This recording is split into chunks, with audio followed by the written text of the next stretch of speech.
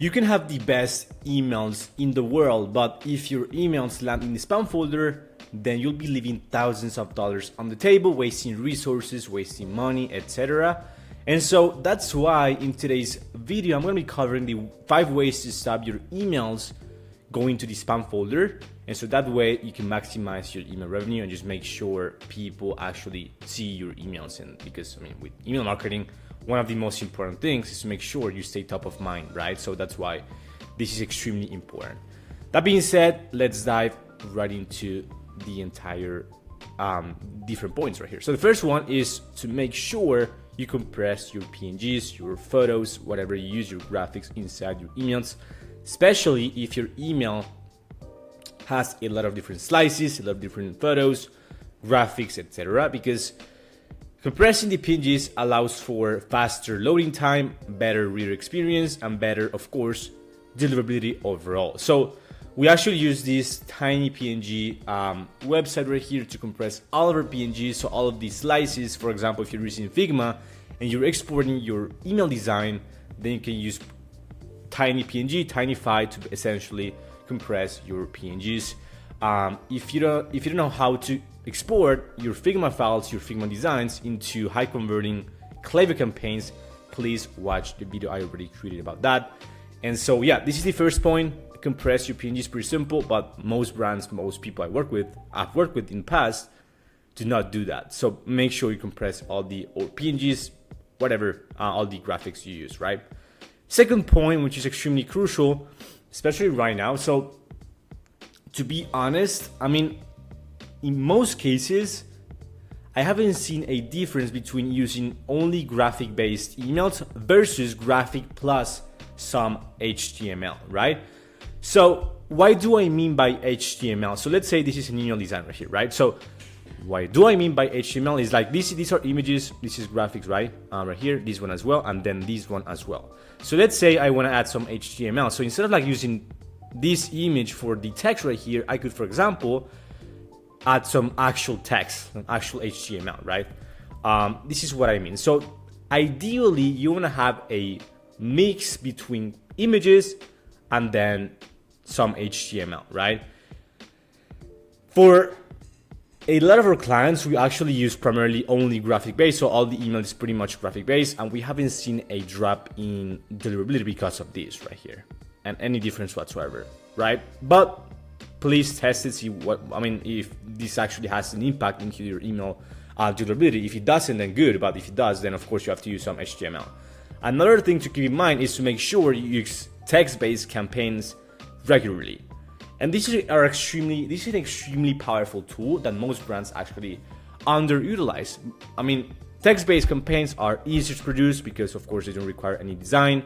They have better deliverability, and then they're extremely powerful because, again, as I mentioned before, most brands don't use it. So it's pretty original, pretty genuine, especially if they come from the founder, that type of angle. They work extremely well. Like in most cases, to be honest, they work actually better than graphic-based emails, even though of course graphic-based emails, they took longer to create and they look better, of course, because it's not plain text, but plain text emails or text-based emails, they just work extremely well. So give this a try for sure. But this is extremely important. If you're having some issues with your emails landing in the spam folder, make sure you test some HTML into your emails as well. Third point is, of course, extremely important, is to segment properly, sending to engage and relevant segments instead of blasting your entire email audience with generic messaging. This is extremely important for 2 main reasons. Why? Because you won't be, by segmenting properly, you won't be sending emails to people who are not engaged and will never open your emails. And if you send it to those people, to unengaged people, then your open rates will drop. And of course, in the eyes of like Google, Yahoo, whatever, you're seen as a spammer, right? So that's why it will hurt your deliverability if you send to unengaged people, okay? And second reason why is because by sending to a more engaged audience, then it's gonna be on the same line of thought, but the KPIs will improve, you will make more money, and then we'll also be able to get rid of unengaged people and just basically save money with your Klaviyo, Sendling, whatever you're using, because you have less people into your entire email database. right? And plus, third point is like you'll send more like relevant content to your segments, and people will enjoy your emails way more. Someone who purchased from you already shouldn't, in most cases, shouldn't be getting the same messaging as someone who actually purchased, who hasn't purchased from you already, right? Makes sense, but most brands don't actually take this into account. So make sure to segment properly. So the core segments you can actually use inside your Klaviyo account are the following. So on the engage segment, which is pretty classic standard. So it could be 15 days, 30 days, 60 days, 120 days, or 180 days. The goal here is to get them over the line. So if you don't know how to create an engaged segment, I'm gonna do it right now, real quick. So you go to create new, create segment right here. Let's call it engaged, I don't know, let's like 120 days. You click on what someone has done or not done. Open email, at least one in the last 120 days. And then or has or not done, click email. And these ones in the last 120 days, or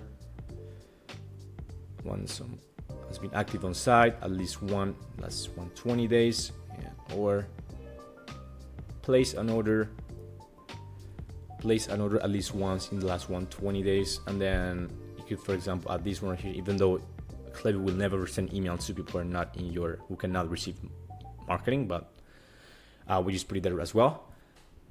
And this one is if someone can or cannot receive marketing, can receive, and that's pretty much it. So that would be the segment for the engaged people. Essentially, this is the flow that 80% of your email should go to. I mean, honestly, like 90% of your email should go to this segment right here. Okay, instead of like again blasting your entire email audience. Yeah. So the goal here is to get them over the line, so make them turn them into paying customers, essentially, for the engaged segment. VIP, so the VIP, how do you define the VIP? It's really dependent on the brand. It could be if they spend more than $500, if they have placed like pre-orders. It really depends on your brand. So you have to define what a VIP is for you, and then create a segment around that. The goal for them is to increase LTV further, and then for them to become brand ambassadors, affiliates, etc., etc. Next, we've got classic purchasers. So the goal here is to get them to become VIPs, to purchase more, essentially.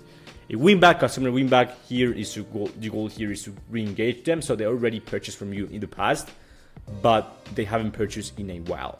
So the goal here is to re-engage them, of course, through different offers and things that actually make them purchase again from you. And then the unengaged segment, which is essentially the goal here is to just get rid of them and clean your email list. So you have to create a segment for unengaged people. I already have some videos in this in my channel, so feel free to check them out. But essentially, again, the goal here for this unengaged segment is just identify them, right?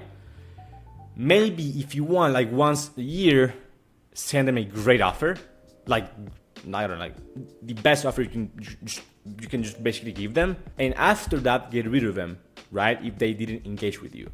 That's why the sunset unengaged flow is so powerful as well. I'm gonna create a video about that, by the way, about how to create a sunset unengaged flow, which is the main goal here with that flow specifically is to do this, like identify unengaged people and then tag them if they don't engage at the end, and then that way you can just get rid of them. Okay, so these are the core flows, the core segments, that you can definitely utilize, and these are again the main one. I mean, this is the main one again, like this is the main one you'll use in your email career, if you will. So this is the third point. Fourth point is really important, and this actually ties back to this one right here, to the unengaged segment, which is essentially clean your email list regularly. So by doing that, you'll of course have better sender reputation, better deliverability. Man, deliverability is such a hard word to say. It's really hard for me, but whatever. So you'll have like better open rates, you have better click rates, and then you have better unsubscribe rates, right? So by having these three things right here improved by doing this, then you have better sender reputation. As an extension of that, of course, you have better deliverability as well. So also by doing that, as I mentioned before, you'll spend less money with your ESP, because again, you'll be getting rid of people who are not engaged, and it doesn't really make sense to have them on your email database anymore.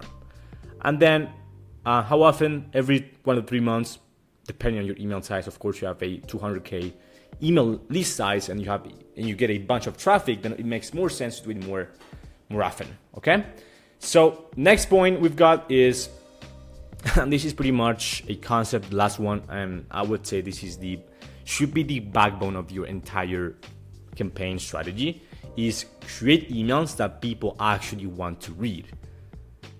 Most of the emails I see are extremely boring, extremely, generic. Again, they don't segment, they don't play around with the branding, they just don't have, the entire copy, everything, pretty much all the time is extremely boring. So first things first is you have to make sure you understand your audience, aka do market research, right? So you can check out my YouTube video on this topic right here, but market research is going to be the backbone for having great copywriting and just great understanding of your target audience.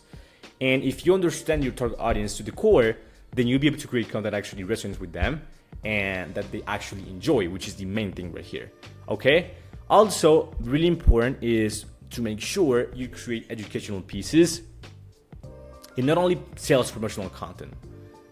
You don't want to do like flash sales all the time, because you'll be accustoming your audience to only open your emails and buy from you when you have a sale. And two, it is quite boring. Of course, it's extremely, if you sell all the time, then you're not giving anything, you're just asking for a purchase. You have to give, and then once in a while have a sell, or just have a more of a salesy, quote unquote salesy type email. But most of your content should be educational, like brand nurturing, etc. And I actually created a video on how to create a great campaign calendar for your brand. So if you haven't checked that out, feel free to do so. So yeah, with that being said, that's pretty much it for this video. Thank you so much for watching. If you enjoyed this video right here and you were running an e-commerce brand doing over 100K per month right now, and you want a high performing email marketing team with over 4 years of experience and multiple video testimonials from multiple brand owners, then feel free to reach out to me. I'm gonna leave a link to my Calendly in the description box below of this video, so feel free to book a time that works for you. We can go over your Klaviyo account, see the different areas of improvement, see if we can help you. If we can, we'll be more than happy to just make you an offer and see if it makes sense for you financially as well. So with that being said, thanks so much for watching. I'll see you in the next one. Bye bye.